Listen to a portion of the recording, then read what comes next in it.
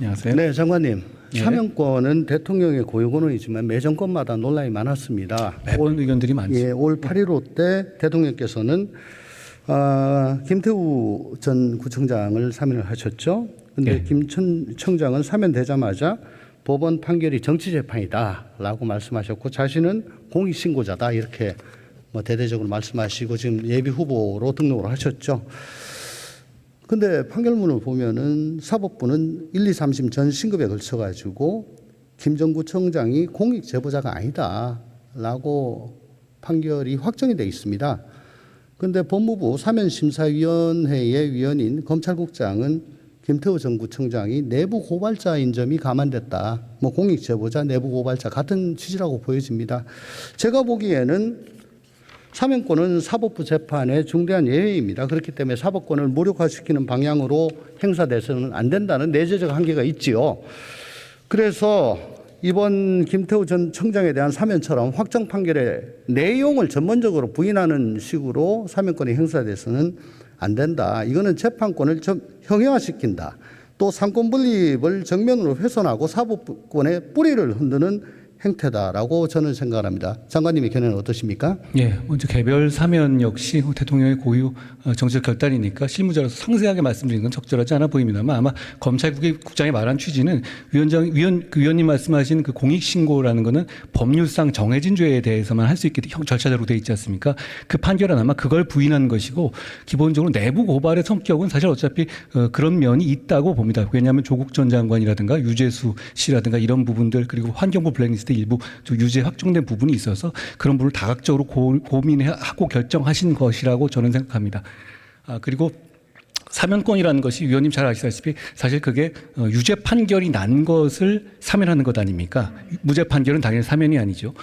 그러다 보니까 매번 할 때마다 여러 가지 찬반 의견들이 많은 것으로 알고 적어도 개인적인 생각이 좀 있습니다만 공무를 수행한 사람 입장에서 그걸 내세울 건 아니고요. 그렇지만 그 사람이 어떤 판결 자체에 대해서도 양심적인 어떤 그 입장을 가진 것 있지 않습니까? 그 자체가 사면을 하는 데서 고려 대상일 수 있지만 절대적인 기준은 되기는 어렵습니다. 어차피 본인 양심의 자유가 있으니까. 예를 들어서 전에 한명수 전 총리 사건 같은 경우에도 대법원 판결에서 굉장히 반발하는 입장이셨지 않습니까? 그렇지만 이제 사면 복권이 되셨고요. 그런 전례를 감안할 때 결국은 대통령의 정치적 결단으로 이해해 주시면 될 것 같습니다. 예, 제가 말씀을 드리고자 하는 거는 확정 판결에 적시된 내용은 우리가 존중을 해야 된다. 저도 그렇게 생각합니다. 예, 이거는 그렇지 않은 것 같아서 제가 말씀을 드린 겁니다. 앞으로도 법무부에서 사면 심사를 할 때 확정 판결을 존중을 해 주시기 바랍니다. 위원님, 저희는 대법원 확정 판결을 존중합니다. 예, 요거는 아닌 것 같아서요. 예, 들어가셔도 좋습니다. 장관님 앞에 질문하신 의원님들과 다소 중복이 될 수는 있는 면이 있을 것 같긴 하지만은 질문을 그냥 그대로 온 그대로 드리겠습니다. 예.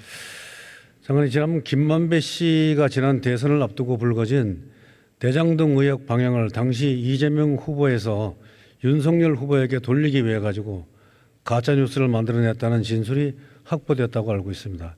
이건 대략적인 내용이 어떤 겁니까 이게? 위원님, 제가 구체적인 사실을 말씀드리긴 어렵고요. 언론에 상당 부분 보도되고 있는 것으로 알고 있습니다. 네, 그 정도로 보면 되겠습니까? 예. 예. 그럼 당시 이재명 후보뿐만이 아니라 민주당은 김만배 씨 인터뷰 직후부터 조직적으로 일사불란하게 대장동 몸통은 윤석열 후보라고 가짜 뉴스를 퍼뜨리면서 여론을 조작하고 거짓 선동을 한 바가 있습니다. 맞는 말씀이죠. 정치적 의미를 지금 부여하기는 좀 어렵고요. 저희가 사실관계를 잘 검찰이 수사할 거라고 생각합니다.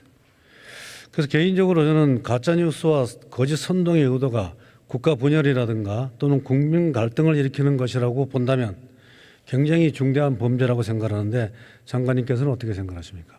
선거 직전에 혼란을 주기 위한 가짜 뉴스는 대단히 큰 범죄라는 점에 누구나 동의할 거라고 생각합니다. 그렇다면 법무부 차원에서 이런 가짜 뉴스와 거짓 선동의 근절 방안이 있는지 한번 좀 말씀해 주시기 바랍니다.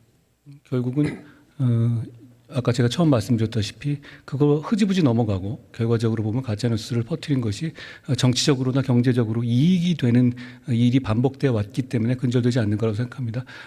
끝까지 밝혀서 엄벌하는 것이 근절의 길이라고 생각합니다. 네, 장관님 그렇게 해주시기를 부탁을 드리겠습니다. 예, 들어가셔도 좋습니다. 자, 장관님, 전 세계가 가짜 뉴스로 전 세계 민주주의가 위협당하고 있습니다. 그렇죠? 큰 문제가 있다고 봅니다. 네, 최근에 밝혀졌던 이 윤커피 가짜뉴스 사건이 정말 심각합니다. 오늘 여러 차례 질문 받으셨겠지만 이 5가지 포인트가 있습니다. 그런데 이게 우리가 1997년, 2002년에 겪었던 이른바 김대엽 씨의 병풍 사기 사건보다 훨씬 치밀하고 조직적입니다. 그래서 저는 이게 과연 검찰이 어떤 의유를 통해서 밝혀냈을지 좀 걱정이 됩니다. 민주주의를 유린하는 심각한 사건이고 앞으로 이걸 구조적으로 막아내지 못하면은 우리 민주주의는 AI를 조작한 가짜뉴스로 더 큰 위협을 받게 될 텐데 어떤 대책이 있습니까? 지금 검찰이 수사 중이고요. 과정에서 언론에 보도된 바와 같은 진전이 있습니다. 좀 시간을 가지고 지켜봐 주시면 진실이 규명될 거라고 생각합니다. 근데 이 5개의 사건을 보면은 제일 처음에 2021년 9월 말에 김만배가 엉뚱한 방향으로 이끌고 가겠다고 합니다. 그다음에 대선을 앞두고 JTBC 등의 윤석열 조우영 만남이 보도가 됩니다. 전부 가짜로 밝혀졌죠. 제가 그렇게 단정은 안 하겠습니다만 검찰에서 여러 가지 그리고 드디어 밝혀내고 있는 이재명 대선 상황에서 후보까지 등장해서 대선 토론회에서 윤석열 후보를 공격합니다. 조에게 왜 커피를 타줬느냐 이렇게 가짜 뉴스를 근거로 진실처럼 공방을 벌입니다. 그리고 대선 사흘 전에 뉴스타파가 허위 인터뷰 녹취 보도를 하고 KBS, MBC 같은 곳에서 대접 보도를 합니다. 이렇게 해가지고 이게 드디어 국민의 판단을 이 가짜 뉴스로 허리려는 큰 시도가 있었습니다. 지금 이 수사가 좀 지지부진하고 하면은 과거에 박범계, 추미애 장관 때처럼 수사지휘권을 발동해서 이 사건을 좀 근본적 배우가 누군지 밝혀볼 생각 없습니까?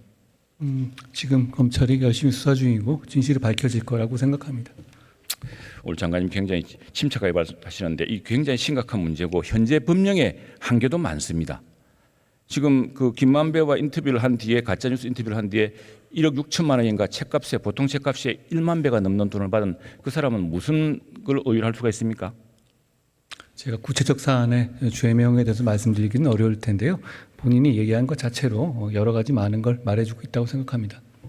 그렇습니다. 이게 지금 굉장히 이런 가짜 뉴스에 대응하려는 국가적 시스템, 체제, 또 이 글로벌 전체 민주주의 국가들에서 걱정하는 문제인데 법무부에서 여기에 대한 근본적인 사건 수사를 하면서 근본적 대책을 연구하셔서 이런 일로 해서 대한민국 민주주의가 유린당하지 않도록 해주십시오. 결국은 이런 것들이 결국은 실패하고 반드시 엄벌되는 선례를 만드는 게 중요할 것 같고요. 검찰이 그런 자세로 열심히 보고 있다고 생각합니다. 네, 감사합니다.